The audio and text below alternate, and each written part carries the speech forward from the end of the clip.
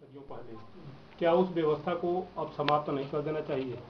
वर्ण व्यवस्था तो समाप्ति देखिए, है। वर्ण व्यवस्था वो के बने हमने रहने में मानव जाति के समस्त जातियों का विकास संभव नहीं हो पा रहा है। मेरा तो ये मानना है कि जब हम एक पिता की संतानें हैं तो उसमें वर्ण व्यवस्था का इस प्रकार दोषपूर्ण मतलब वो करना, व्यवस्था करना, ये तो अच्छी बात नहीं है, क्योंकि हम सब एक पिता की संतानें हैं, तो उसमें वर्ण व्यवस्था कहाँ आती है। लेकिन सवाल ये है कि हम जिस मुंह जो हम अपने को ब्राह्मण कहते हैं, अगर आपके मुंह से हम सुरापान करते हैं या भक्ष्य भोजन करते हैं तो हम ब्राह्मण कहाँ हैं? तो उसका औचित्य नहीं रह गया। ब्राह्मण तो की उसका उत्पत्ति ब्राह्मण तो ब्रह्मा औचित्य के नहीं मुख है। से हुई थी हाँ बिल्कुल, और उसको ऐसा पवित्र होना चाहिए था, होना चाहिए था। वेदाध्ययन करना चाहिए हाँ था, हाँ सब कुछ बिल्कुल। नहीं करना चाहिए था। जब हाँ आज बिल्कुल। नहीं चल रहा हाँ है बिल्कुल। तो उस व्यवस्था को समाप्त कर देना चाहिए, ताकि हमारे समाज में जो विषाक्तता फैल रही है जी कि यह मनुवादी व्यवस्था है, तो यह व्यवस्था है, यह व्यवस्था है, इन सब चीज़ों से तो निजात मिल सके और समस्त मानव जाति का कल्याण हो सके, सबके ऊपर एक प्रकार की योजना हो, ये आरक्षण मंडल और इन सब चीज़ों का बिल्कुल विवाद समाप्त हो जाए। बिल्कुल। तो आप कहाँ तक सहमत हैं? मैं बिल्कुल सहमत हूँ उससे।